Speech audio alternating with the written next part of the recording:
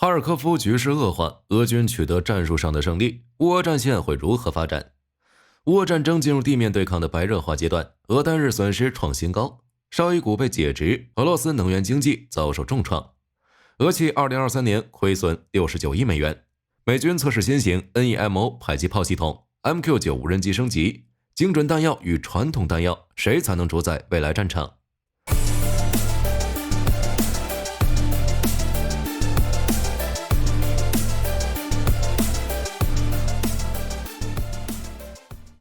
俄军在哈尔科夫发起突袭，使得乌军防守面积翻倍，人员再次遭遇不足。乌克兰已经从边境村庄撤退。5月12日，乌军总司令亚历山大·希尔斯基承认，哈尔科夫的局势明显恶化。英国外交大臣卡梅伦谈及哈尔科夫地区局势时也表示，这是危险时刻，乌军很可能会选择以空间换时间。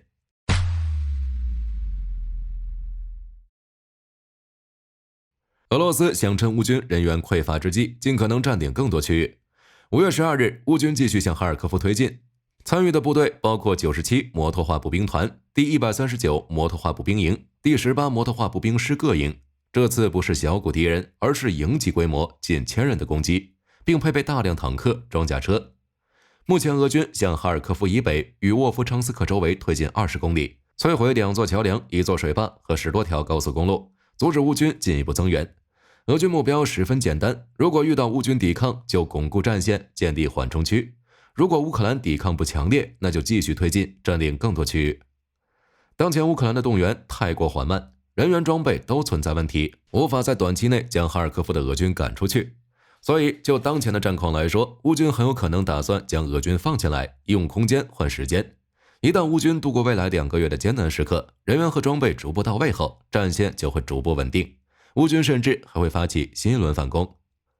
俄军之所以能在哈尔科夫推进，最大的原因就是兵力足够多。5月12日 ，Defense Express 报道，乌克兰阿特什游击队在社交媒体上发表声明，俄罗斯司令部在乌俄战线大量使用比尔格罗德地区的应征入伍者。目前，这些应征入伍者就在博西里夫卡地区为俄军第9摩托化步兵团提供支持。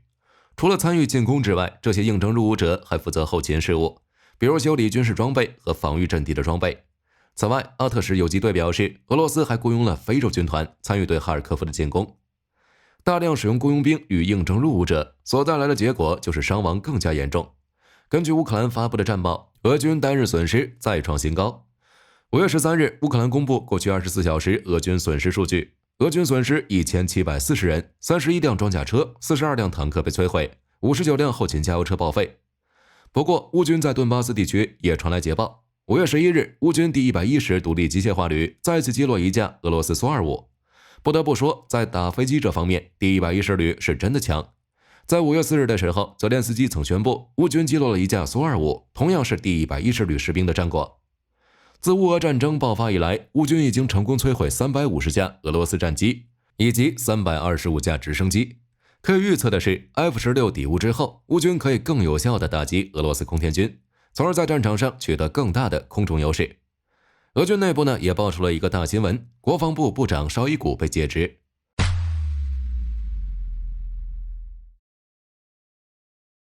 5月12日，克里姆林宫发言人德米特里·佩斯科夫表示，普京已经解除绍伊古国防部长的职务，并任命其为俄罗斯安全委员会秘书。平常的任务就是监督俄罗斯的军事工业综合体。绍伊古在2012年就已经担任国防部长，也是俄罗斯任职时间最长的国防部长。被解职的原因也很简单，俄军在乌俄战场上的表现不佳，以及对部下的监管不力。按照普京的想法，乌俄战争应该是一场闪电战，在北约援乌之前结束战斗。只是到现在，乌俄战争已经打了2年多，俄罗斯陷入战争泥潭，总要有人背锅。加上俄罗斯国防副部长铁木尔·伊万诺夫因涉嫌受贿被拘留，于是这个锅就甩给了绍伊古。绍伊古被解职之后，普京任命一个文职人员安德烈·别洛乌索夫来担任国防部长。俄罗斯给出的理由也很奇葩，因为俄罗斯军事开支不断增加，国防部需要保持创新，更好地利用国防开支来赢得战争。一般情况下，俄罗斯军费占国内生产总值的 3% 左右，但现在已经增加到 6.7%。接近冷战时期的水平。而安德烈·别洛乌索夫之前担任俄罗斯总统经济助理兼经济发展部长，应该可以满足普京的需求。不过就火力军而言，普京将安德烈·别洛乌索夫任命为国防部长也属于无奈之举。俄罗斯的经济问题，军费开支增加只是一部分，俄罗斯的能源经济也已经遭受重创。俄罗斯天然气工业股份公司去年亏损69亿美元，为25年来最高。5月12日，英国国防情报局审查俄罗斯天然气工业股份公司的财务数据后得出结论，俄企2023年的收入暴跌约 30%， 导致年度净亏损约69亿美元。按照英国国防情报局的话来说，乌俄战争爆发以及制裁与欧洲关系恶化，严重限制了俄企的运营。有分析认为，至少在2030年之前，俄企都很难恢复对欧洲市场的出口。而且欧洲已经彻底放弃俄罗斯天然气，少数国家也被要求在2024年年底结束管道气。俄企的收入将大幅度下降，对俄罗斯预算支持也将减少。此外，自2024年年初以来，乌克兰已经袭击了俄罗斯至少40个油库和电油厂，导致俄罗斯损失 14% 的炼油能力，出口石油大幅度增加，利润减少。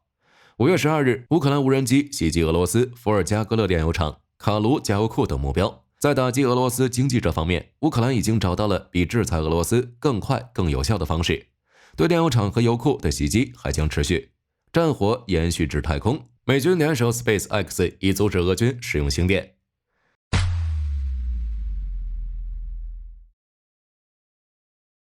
早在2024年2月，《华尔街日报》就报道，乌克兰国防部情报总局发现，俄军在乌俄战场上大规模使用 SpaceX 公司开发的星链。乌克兰国防部情报总局发言人安德烈·尤索夫表示，乌方截获了顿涅茨克地区俄军第83空中突击旅的无线电通信，显示他们正在使用星链终端，以至于乌军在使用星链服务时，可以明显地感觉到网速变慢。英国情报部门也证实了这件事。虽然俄罗斯无法购买星链终端，但有乌克兰媒体报道，俄军从第三国购买了该设备，并将其带到了前线。此外，也有可能是俄军从乌军缴获了星链终端，从而介入星链网络。非法使用星链已经是一个全球性的问题。根据《华尔街日报》报道 ，SpaceX 公司宣布，截止2024年3月底，全球总计有72个国家向 SpaceX 公司授予了星链服务许可，印度以及一些非洲国家则拒绝了，但这不妨碍他们非法使用星链。虽然 SpaceX 有能力追踪特定地理位置的星链用户，断掉这些国家的星链服务，但是在乌俄战场前线，很难确定用户是俄军还是乌军。不过，现在这个问题已经解决了。5月10日，彭博社报道，负责太空政策的助理国防部长普拉姆在接受采访表示，为了保证乌克兰在战场的通讯优势，五角大楼通过与 SpaceX 公司合作，已经找到了一种阻止俄军在乌俄战场上非法使用星链的方法，并且不会影响乌军使用。美军陷入两难，精准弹药与传统弹药，谁才能主宰未来战场？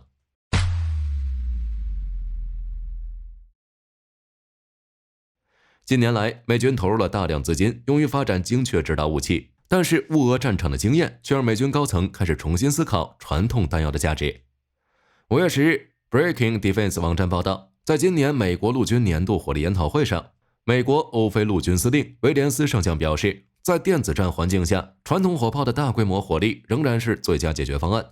按照威廉斯上将的说法，在乌俄战场之上，虽然精准武器很重要，但仍然不能取代传统火炮的数量优势。就火力军而言，这的确有一定的道理。最直接的证据就是 M982 神剑制导炮弹。在美国刚开始援助乌克兰的时候，神剑炮弹在前线的命中率达到了 70%， 但是现在的命中率已经下降到了 6%。美国为 JDAM 加装抗干扰导引头的原因，也是因为电子战的干扰。2023年5月的时候 ，CNN 也曾报道，俄罗斯使用电子干扰器，使得海马斯 M31 火箭弹的弹道偏离。哈德逊研究所的研究员指出，在像乌俄战场这样的电子战环境下，军方不能依赖精准武器，我们必须用传统的方式瞄准，就像回到20世纪的老派作战方式。像 JDAM、GMLRS、M982 这些精确制导炮弹，主要依靠 GPS 导航，但当 GPS 讯号受到干扰或消失时，就只能依靠惯性导航。但是惯性导航的精度无法保证，并且无法追踪移动目标，也无法中途改变打击目标。但是像 ATACMS 导弹、战斧这类高科技武器，包含寻标器、地形测绘功能，即便是失去 GPS 导航，仍然可以保持一定的准度。对于精准弹药和传统弹药，美国太平洋陆军司令弗林认为，尽管榴弹炮、迫击炮等区域火力武器仍然有一定作用，但是精准弹药仍然不可或缺。美国陆军未来司令部司令瑞尼则认为，未来战场上需要精准弹药和传统弹药，而传统弹药的数量将远远超过精准弹药。就结论而言，就像军舰保留舰炮，五代机不放弃机炮那样，在未来战场，地面部队也需要传统弹药，但是精准弹药的发展不能落下。精准弹药打不准，那就为弹药采用更强的抗干扰技术，或者摧毁敌方的 GPS 干扰系统。逃避不是解决问题的办法。在地面战场上，能够低成本进行精确打击的武器，比火炮洗地更重要。MQ9 升级，加装机载战场感知和防御吊舱。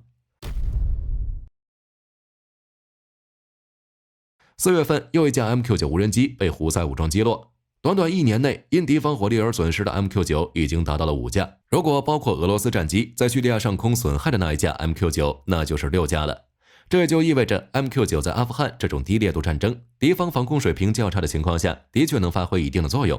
但是面对大国竞争时 ，MQ9 的作用堪忧。2021年，美国空军就已经表示要减少购买 MQ9 无人机，认为它无法再与俄罗斯的战斗中幸存。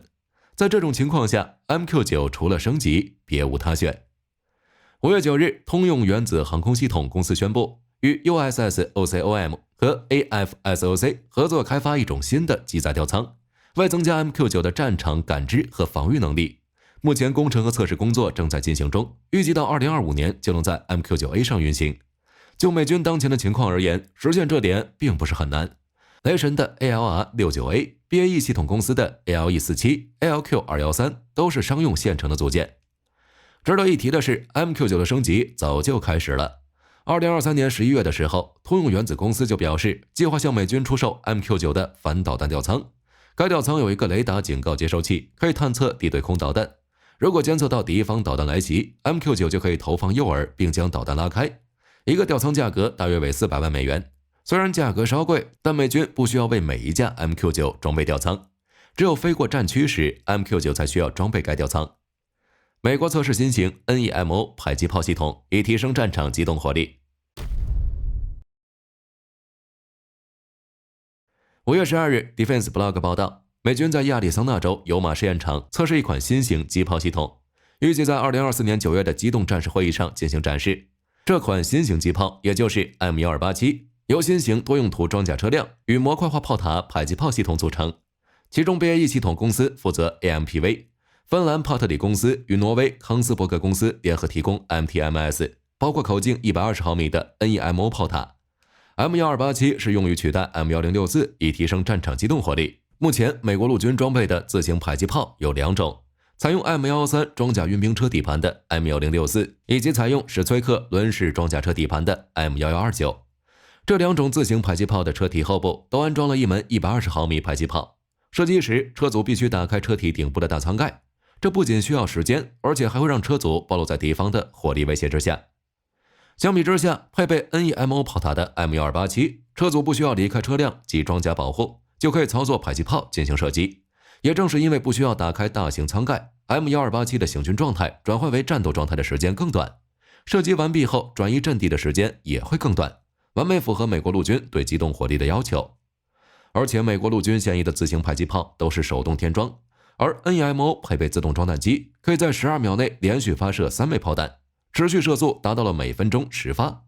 此外 ，NEMO 配备了高度自动化的火控设备，最多可以让6枚炮弹同时击中目标，也可以使用其他来源的目标信息进行射击。目前除了芬兰、瑞典之外，斯洛文尼亚、沙特、阿联酋也已经采用 NEMO。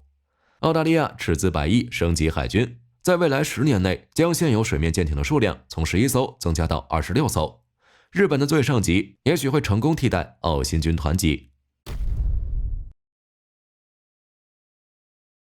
根据日本时报网站的报道，在澳大利亚新型护卫舰的竞标中，最上级有一定的机会成功。目前，澳大利亚海军正在求购7到11艘通用型护卫舰，从而将其水面作战舰队的规模扩大1倍以上。按照澳大利亚海军的要求，新护卫舰需要搭载攻击直升机，部署轻型鱼雷、空中防御、对海和对陆打击等能力，所需的船员数量还要比澳新军团级护卫舰更少。第一艘通用型护卫舰需要在2029年下水，前3艘护卫舰将在设计方的国外造船厂建造，其余将转移到西澳大利亚州亨德森建造。目前通用型护卫舰有5个候选方案：西班牙的 ALFA3000、德国的 MKO A200、日本的最上级 FFM、韩国的 FFX2 以及 FFX3 明年将进行最终抉择。其中，西班牙的 ALFA3000 属于纳凡蒂亚公司 Avant 系列护卫舰的一员，在沙特 Avant 2200型护卫舰的基础上设计。虽然 Avant 系列已经外销很多国家，但是 ALFA3000 本身还没有外销记录。德国 MEKO A200 也是老朋友了，安扎可及的基本设计就是蒂森克虏伯 MEKO 200型。MEKO A200 则是其改进型号，已经出口了不少国家，比如南非、阿尔及利亚、埃及等。日本的最上级 FFM 则是这5个候选方案中体量最大最重的一个，满载排水量5500吨。目前最上级的生产已经相当成熟，但是没有外销记录。至于韩国的 FFX2 或 FFX3， 满载排水量在4300吨，武器配置则与最上级 FMX 类似，并且已经成功外销到泰国、菲律宾等国。虽然从表面上看，候选者的机会都是 25%， 但是总有个别候选者带有先天优势。澳大利亚海军转型之后，作战区域更广阔，这就考验军舰的耐力了。主要决定因素包括船员人数以及舰艇捕获补给支持的能力。如此一来，或许吨位较大的最上级 FFM 会占据一定的优势。西班牙的 ALFA3000 有很大的机会。澳大利亚海军现役的霍巴特级、堪培拉级2栖攻击舰和舰队油轮都是纳凡蒂亚建造的。如果在西班牙生产6艘新型护卫舰，到2029年就能全部完工。如果改为在澳大利亚国内建造，虽然时间会推迟到2032年，但依旧符合澳大利亚海军的要求。此外，亚太防务报道杂志的编辑基姆·伯格曼表示，如果澳大利亚将这个项目视为加强与日本战略合作的机会，那么最上级 FFM 竞标的成功几率就会增加到 40%。当然，最终结果到底如何，还要看澳大利亚的选择。好了，这期视频到这儿就结束了。各位认为乌军会使用哈尔科夫的空间来换取时间吗？可以在视频下方留言，大家一起讨论。我是火力军，下期见。